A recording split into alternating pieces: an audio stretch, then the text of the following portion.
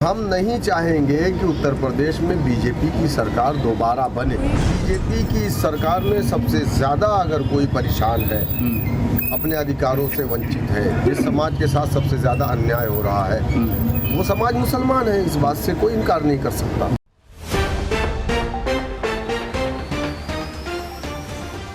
AIMIM के प्रदेश अध्यक्ष शौकत अली ने समाजवादी पार्टी के दिवंगत विधायक आलम बदी आजमी के घर पहुंचकर उन्हें श्रद्धांजलि दी। शौकत अली ने कहा कि आलम बदी का निधन राजनीति के लिए ऐसी क्षति है जिसकी भरपाई संभव नहीं है। उन्होंने बताया कि आलम बदी हमेशा युवा नेताओं को राजनीति में सच बोलने और जनता की सेवा को सबसे बड़ा धर्म मानने की सीख देते थे। उन्होंने कहा कि ऐसे अनुभवी नेताओं का मार्गदर्शन हमेशा याद रखा जाएगा। मीडिया से बातचीत में शौकत अली ने AIMIM प्रमुख असुद्दीन ओवैसी के उस बयान का समर्थन किया जिसमें उन्होंने विपक्षी दलों को भविष्य में पछताने की बात कही थी। उन्होंने बिहार विधानसभा चुनाव का उदाहरण देते हुए कहा कि उनकी पार्टी ने केवल 5 सीटों की मांग की थी, लेकिन उसे स्वीकार नहीं किया गया। बाद में विपक्ष ने हार का कारण AIMIM को बताया, जबकि चुनाव लड़ना हर राजनीतिक दल का अधिकार है। उत्तर प्रदेश की राजनीति पर बोलते हुए शौकत अली ने समाजवादी पार्टी, बहुजन समाज पार्टी और कांग्रेस से भाजपा को रोकने के लिए साझा मोर्चा बनाने की अपील की। उन्होंने कहा कि पार्टी सत्ता में भागीदारी नहीं चाहती, बल्कि केवल भाजपा को दोबारा सत्ता में आने से रोकना चाहती है। उन्होंने चेतावनी दी कि यदि विपक्ष ने समय रहते फैसला नहीं लिया तो AIMIM 200 विधानसभा सीटों पर अपने उम्मीदवार उतारेगी। शौकत अली ने दावा किया कि मौजूदा सरकार में सबसे अधिक कठिनाइयों का सामना मुस्लिम समाज कर रहा है। उन्होंने मदरसों, धार्मिक स्थलों और अन्य मुद्दों का उल्लेख करते हुए सरकार की नीतियों पर सवाल उठाए। वहीं जंतर मंतर पर छात्रों के आंदोलन और केंद्रीय शिक्षा मंत्री के इस्तीफे को उन्होंने युवाओं की बड़ी जीत बताया। उनका कहना था कि केवल कानून बना देने से समस्या खत्म नहीं होती, बल्कि उसका ईमानदारी से पालन भी होना जरूरी है। मेरी भी मुलाकात हुआ करती थी अक्सर व बेशतर, और हमारे यहाँ हमारे बेटे के वलीमे में भी आए थे, मैंने बुलाया था। तो हमेशा हम लोगों को कुछ न कुछ सिखा करके जाते थे और कहते थे कि बेटा कभी सियासत में छूट मत करो, और अगर सियासत में आ गए हो तो सिर्फ खिदमत, सेवा के नियत से सियासत करना। क्योंकि मुझे मालूम है कि मरहूम की जो बेस था सियासत का, वो डॉक्टर जलील फरीदी मरहूम के साथ इन्होंने अपनी सियासत की शुरुआत की थी मुस्लिम मजलिस से। जी। तो हमें उनकी भी किस्से ये सुनाया करते थे और हम सुन करके बहुत कुछ सीखते थे। तो मैं दुआ करूँगा अल्लाह से कि अल्लाह उनकी मग़फ़िरत फरमाए, उनके घर वालों को, उनके आला औलाद को अल्लाह सब्र दे। मैं ताज़ियत के लिए आया था। अच्छा, कल ओवैसी साहब का बयान एक आया है कि जैसे उन्होंने एक इंडिया गठबंधन के लिए ऑफ़र दिया है कि बाद में रोना मत, तो ये क्या चेतावनी है या ऑफ़र है, क्या है? दोनों है। चेतावनी इसलिए है कि बिहार में आपने देखा कि बिहार के अंदर हम लोग तेजस्वी यादव से सिर्फ 5 सीट मांग रहे थे।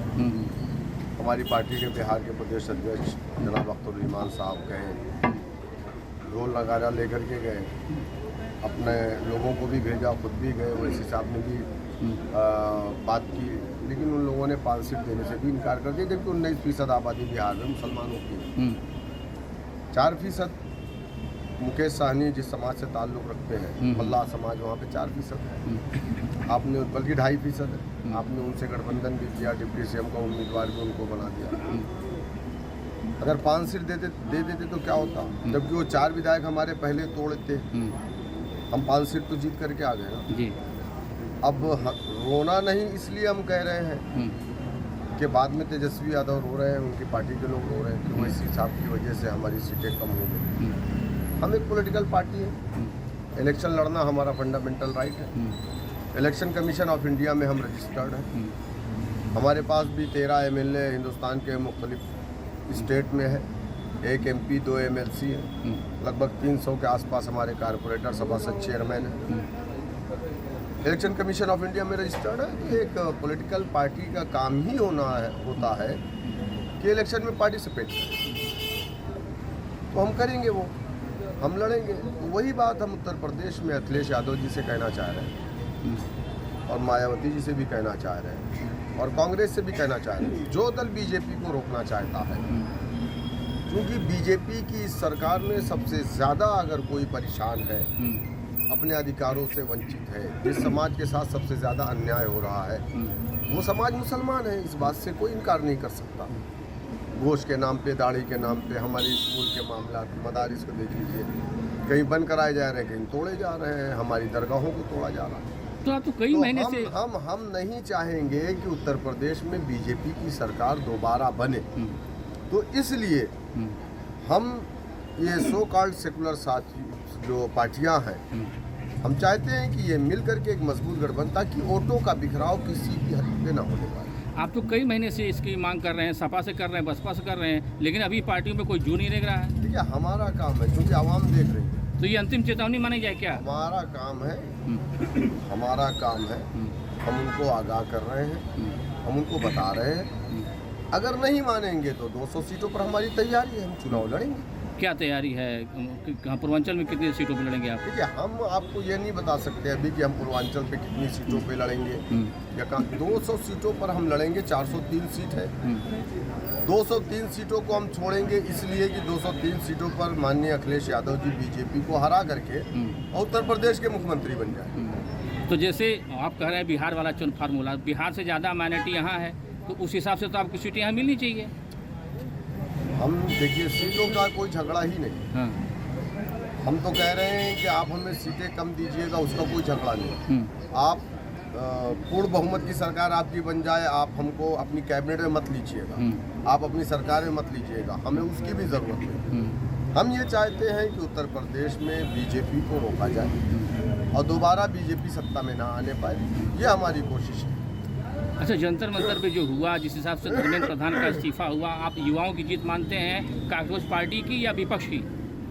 देखिए, जिस तरीके से स्टूडेंट वहाँ पर इकट्ठा हुए और उन लोगों ने प्रदर्शन किया, 2014 में पहली मर्तबा मोदी सरकार के खिलाफ इतना बड़ा प्रोटेस्ट हुआ, जो किसी पार्टी का प्रोटेस्ट नहीं था, बल्कि उत्तर हिंदुस्तान के उन युवाओं का प्रोटेस्ट था जो परीक्षाएं लीक होती थी बार बार, एक बार नहीं कई बार, कई बच्चे सुसाइड भी कर लिए। वो उन युवाओं को मैं मुबारकबाद देता हूँ, उनके हौसले, उनकी हिम्मत को, कि उन्होंने एक बड़ा प्रोटेस्ट किया लगभग 1 महीने तक और वक्त की सरकार को झुकने पर मजबूर किया। जो कानून सरकार बना रही उससे पेपर लीक रुकने का चांसेस है? देखिए, कानून बनना एक अलग चीज़ है, लेकिन कानून का इम्प्लीमेंट होना एक अलग चीज़ है। कानून तो 302 का भी है, लेकिन रोज़ आज हत्याएं होती हैं।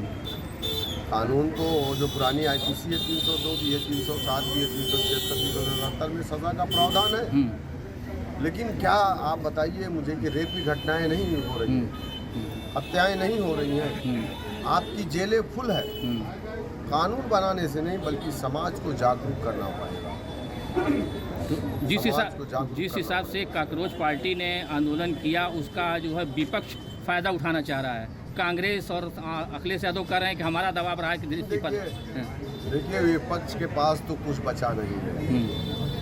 उस आंदोलन को यकीनन कुछ वक्त के लिए कांग्रेस उसको बुलाना चाहती थी, उस आंदोलन को कमज़ोर करना चाहती थी, लेकिन नौजवानों ने होशियारी दिखाई कि उस आंदोलन को कमज़ोर नहीं होने दिया, वरना वो आंदोलन दो टुकड़ों में पड़ जाता और कमज़ोर हो जाता, जिसका फ़ायदा मौजूदा हुकूमत को हो जाता। बीजेपी के पतन की शुरुआत माना जाए, जिस हिसाब से इस्तीफा हुआ 27-29 में, कहीं ना कहीं सरकार कमज़ोर हुई है। देखिए, यकीनन मुझे लगता है कि नरेंद्र मोदी जी ने, जो हमारे देश के प्राइम मिनिस्टर हैं, पहली मर्तबा बहुत परेशानी और हड़बड़ाहट में उन्होंने खुद का अपना वीडियो बना करके, आपने रात को 12 बजे डाला, वरना रात को 12 बजे उन्होंने डाला, वरना हमेशा उनके साथ पूरी एक टीम चलती है, कैमरामैन होता है, एक्शन, पूरी वो शूट होता है फिल्मों की तरह। लेकिन आपने देखा कि कितनी हड़बड़ाहट में हमारे देश के प्राइम मिनिस्टर ने कल भी एक वीडियो उन्होंने डाला। तो कहीं ना कहीं जाहिर सी बात है कि सरकार तो देगी। भाई देखिए, ये लोकतंत्र है, और लोकतंत्र में बादशाह यहाँ की जनता हो।